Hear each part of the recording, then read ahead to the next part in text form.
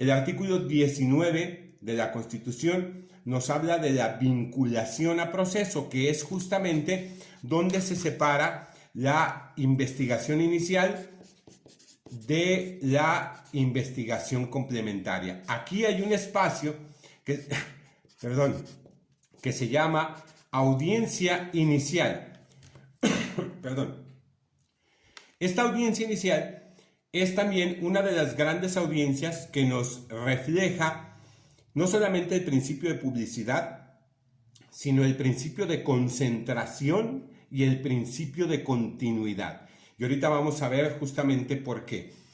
En esta audiencia inicial hay básicamente actos jurídicos uno tras otro, por decirlo de alguna forma, ¿sí?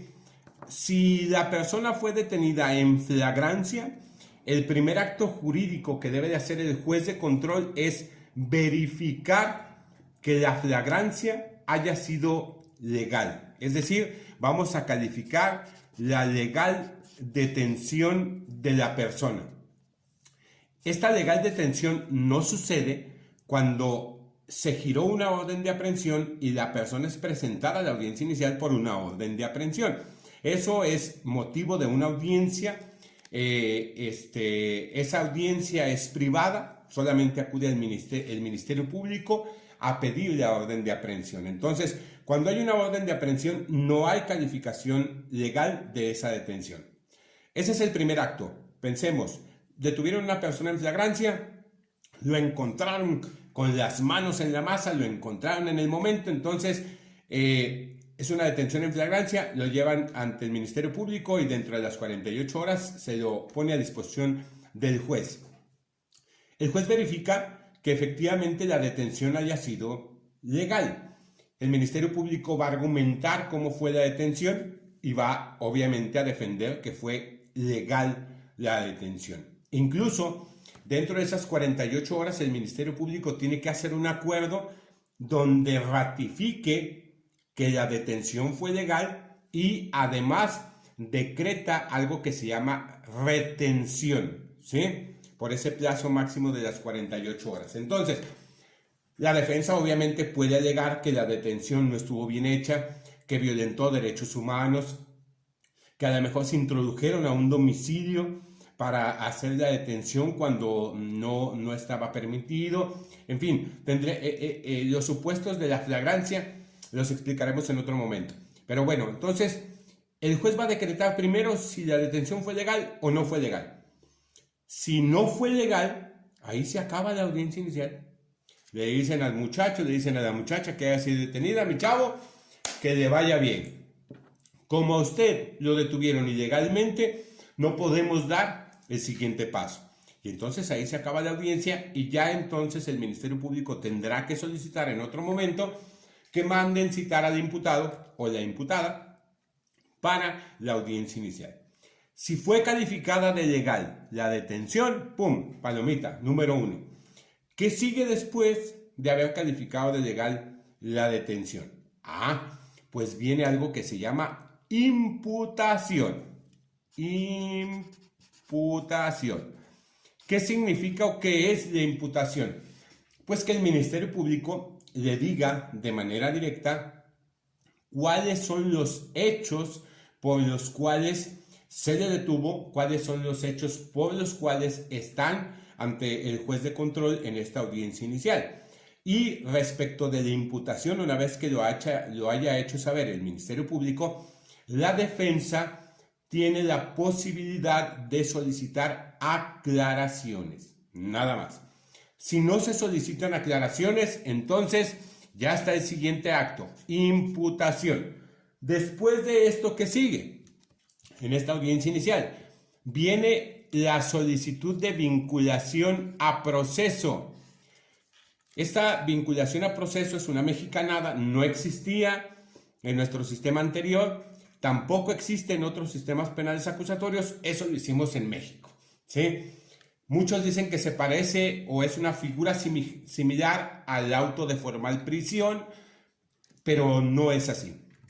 Y esto porque es simple. El auto de formal prisión se daba en el sistema anterior cuando ya había terminado la investigación del Ministerio Público Y en el sistema penal acusatorio, la vinculación a proceso apenas formalmente se va a iniciar una investigación. Entonces, tan solo por eso no es lo mismo.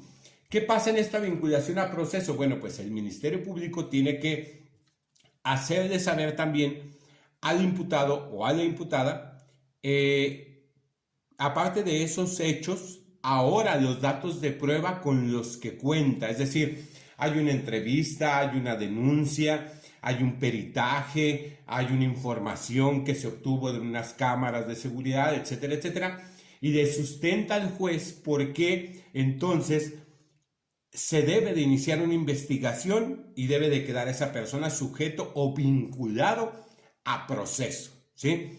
Respecto de esta vinculación a proceso, la defensa puede solicitar la duplicidad del término constitucional. ¿Qué significa esto? El juez de control tiene la posibilidad de decidir en la misma audiencia dentro de las siguientes 72 horas o bien dentro de las siguientes 144 horas. El plazo constitucional que le da al juez de control son máximo 72 horas, ¿sí? Por eso cuando se habla de duplicidad son 144. Ahora, ¿qué es lo que hace el juez? Le dice al imputado que él tiene el derecho a declarar en cualquier momento, si lo quiere hacer, se va a tomar en consideración lo que diga, tanto en beneficio como en perjuicio, ¿sí? Y si no quiere declarar, también no se va a tomar en cuenta el que no diga nada. En este caso no es como el dicho de que el que calla otorga. No. Aquí el que calla no dice nada, ¿sí? Entonces, si el imputado o la imputada no quiere rendir una declaración y solamente se quieren recabar datos de prueba, le va a tener que decir al juez que no quiere que se resuelva su situación jurídica en esta audiencia, sino que va a pedir la duplicidad del término. Y entonces ahí el abogado, el defensor o defensora, debe de solicitar formalmente y jurídicamente esa duplicidad del término. En algunos casos los juzgadores piden a la defensa que le digan qué actos de investigación se van a hacer. Otros juzgadores no preguntan nada. ¿Por qué? Porque simple y sencillamente es un derecho constitucional. Entonces ahí puede variar el criterio del juzgador de saber qué actos de investigación se van a hacer.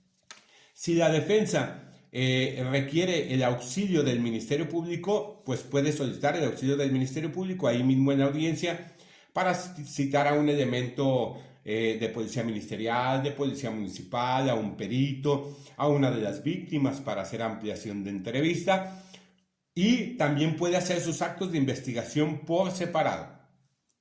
Hay una figura que es el investigador particular, que generalmente o la mayoría de abogados no aplican en México, pero ese investigador particular es el adecuado para recabar esos datos de prueba porque él será el medio de prueba, ¿sí? Entonces, imaginemos que se pide la duplicidad del término, se suspende la audiencia, se le pone pausa, digámoslo así, pero antes de retirarnos de la audiencia, se habla sobre medidas cautelares. Hay algunos delitos que merecen prisión preventiva oficiosa. El artículo 19 constitucional señala una serie de delitos que merecen prisión preventiva oficiosa. Actualmente no solamente se necesita que sea oficioso la prisión preventiva, sino que además el Ministerio Público debe de justificar por qué debe de quedar en prisión preventiva. ¿Cuál es la situación? La prisión preventiva debe de ser la última medida cautelar. Nuestro Código Nacional de Procedimientos Penales tiene una larga lista de medidas cautelares.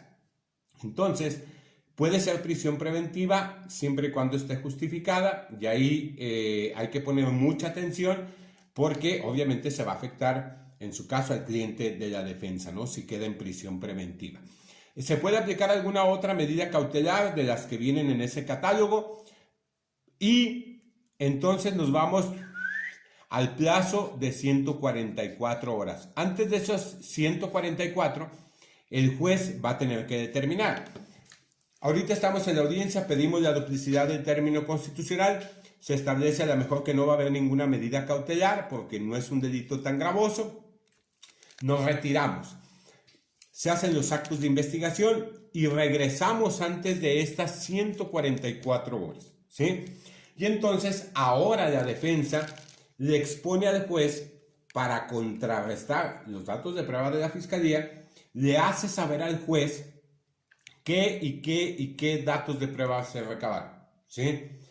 Y después de eso entonces viene justamente la decisión del juzgador de si vincula o no vincula a proceso. El artículo 19 constitucional establece que es muy sencillo vincular a proceso.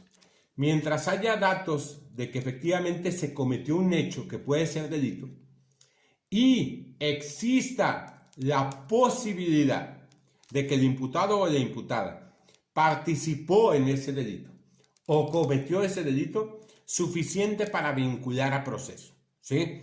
Entonces actualmente es muy sencillo de manera desgraciada que se pueda vincular a proceso. Pensemos que lo vincula a proceso, es decir, formalmente va a iniciar un proceso en contra de la persona imputada, ¿sí? Una vez que se ha establecido que efectivamente va a quedar vinculado a proceso, viene el siguiente punto. Ahora sí, establecer las medidas cautelares que van a permanecer durante todo el procedimiento. Prisión preventiva, el famoso arresto domiciliario, algo que no se aplica en muchos estados de la República, usar el brazalete electrónico generalmente en los pies, una garantía que se pueda dar. Reitero, el Código Nacional establece una larga lista de medidas cautelares. Se establece cuáles van a ser las medidas cautelares. ¿Cuál es el siguiente acto jurídico? El plazo de investigación complementaria, es decir, ¿cuántos meses nos vamos a tardar para llevar a cabo la investigación complementaria? En este caso, ¿sí? El máximo que establece nuestro Código Nacional son 6 meses. Puede ser un mes, pueden ser 2, pueden ser 3. También depende de la sanción que tenga ese delito, ¿sí? ¿Por qué? Recordemos que nuestra Constitución señala que una persona que es acusada, imputada de un delito, debe de ser juzgado antes de 4 meses si la pena no excede de 2 años. Y antes de 1 año si la pena excede de 2 años de prisión, ¿sí? Se puede alargar el tiempo. Lo cierto es que con el cúmulo de trabajo puede llegar a haber asuntos que no se lleguen a juzgar antes de 1 año, ¿sí? Por un sinfín de cosas. Entonces, no siempre este dispositivo constitucional se cumple. Ahora, ¿a mí me dejan salir si ya llegué al año y no hay todavía una sentencia? No. La prisión preventiva en todo caso puede llegar a durar hasta 2 años, ¿sí? Pero bueno, el plazo de investigación, el máximo son 6 meses. Pensemos que, vamos a decir, para la investigación complementaria son 2 meses. Listo. Entonces, se hace el cómputo, se hace el cálculo. Hoy estamos a 1 de febrero, entonces los 2 meses terminan. El 1 de marzo es 1, el 1 de abril se terminan los 2 meses. Listo. Pensemos que ya vamos llegando se establece ese plazo de investigación complementaria y ahí se termina la audiencia inicial, ¿sí? Y entonces seguimos con la investigación complementaria. Claro que la vinculación a proceso la puedes apelar, te puedes ir al amparo directamente, pero como dijo la Nana Goya, esa es otra historia, ¿verdad?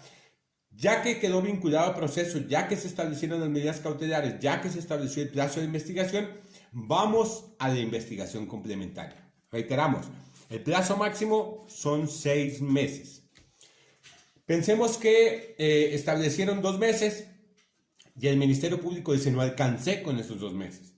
Necesito otros 2 meses. Ok, los tiene que pedir, los tiene que justificar ante el juez de control y el juez de control puede ampliar el plazo otros 2 meses. Ya nos estaríamos yendo a 4. ¿sí? ¿Qué pasa si en esos no alcanza el Ministerio Público? El Código Nacional de Procedimientos Penales es muy concreto en señalar que solamente por una ocasión el Ministerio Público puede solicitar ampliar el plazo de investigación.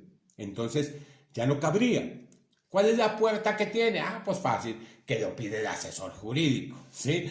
Y pues el asesor jurídico puede pedir también que se amplíe el plazo de investigación. Pensemos que piden otros dos. Ok, se les autoriza porque está justificado. Perfecto, entonces llegamos a los 6 meses como plazo máximo que señala el Código Nacional.